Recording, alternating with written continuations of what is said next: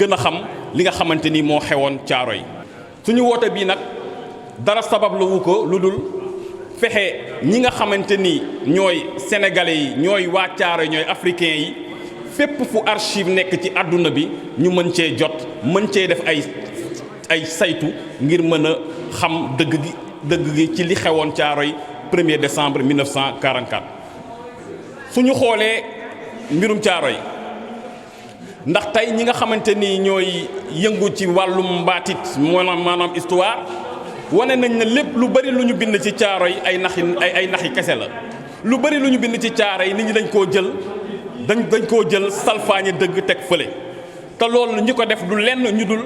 ay nit ñoo xam ne ay soldaaru tugal lañ yoo xam ne ci année 40 yi ba léegi ñu ngi jéem a dox suñu bopp di ñu nax te di ko jaaree ci archive yooyee dafa jot ñu yokk liggéey bi nga xamante ni ñu ngi koy def ngir doom ak sëti tirailleurs yi ñu mën a seede ci li fi xewoon ak li fi seen baay ak seen maam yi bàyyi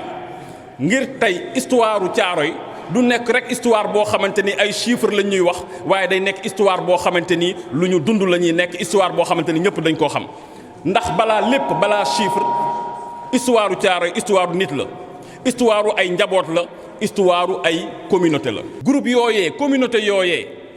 ñu ngi woote ngir ñu mën leen a jox ñoom ci seen bopp archive yooyee fépp fu archive yooyu nekk ci àdduna. beneen bi mooy gi ci mujj mooy ñu def lu ñuy wax programme national ak international boo xam ne dañuy dajale ba pare denc archive yi nga xamante ni dafa am rapport ak Caaroy centre boobu ne ñun ñi nga xamante ni dañoo bokkoon ci colloque bi amoon Caaroy dañoo yaakaar ne suñ koy teg dafa war a teg ay programme saytu ay programme recherche yu wóor yu am solo yoo xamante ni day yombal nit ñi ñu dajale archives yi. Si le cas de Caaroy est exemplaire de la violence coloniale, son traitement dans les documents d'archives est également exceptionnel. Ce fait doit être pris en compte dans un pays comme le Sénégal, qui, avec Belize, a été à l'origine d'une initiative majeure en faveur du patrimoine mondial en soutenant la Déclaration universelle des archives portée par l'UNESCO, un texte fondateur qui reconnaît le droit inaliénable de chaque nation à préserver, valoriser et accéder à ses archives où qu'elles se trouvent. Aujourd'hui, le travail historique a pu établir le caractère falsifié de beaucoup de rapports traitant du massacre de Caaroy écrits par des officiers français dans les années 1940. Des informations cruciales sur la compréhension de ce drame restent de ce fait manquantes. Calcul du rappel de solde auquel avaient droit ces hommes, nombre et liste nominative des tirailleurs présents au camp de Caaroy à partir de leur arrivée en fin novembre,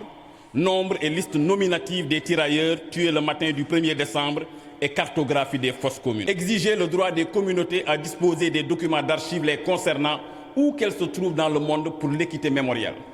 Ces documents ne sont pas uniquement la matière première du travail historique. Ils concernent aussi et probablement avant tout les acteurs, les populations, les communautés qui souhaitent se saisir de leur passé. Or, dans le cadre de passés violents, il s'agit d'un moyen de réparer les traumatismes vécus.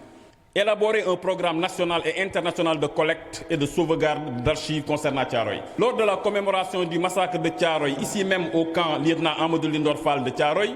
le président de la République, Bassirou Diomaye Faye, annonçait qu'un centre de documentation et de recherche dédié aux tirailleurs sera mis en place. Ce centre devra mettre en place des programmes de recherche ambitieux, notamment de collecte, de numérisation et de valorisation d'archives à Caaroy, même au Sénégal et dans l'ensemble des pays africains concernés, en France et sans doute ailleurs.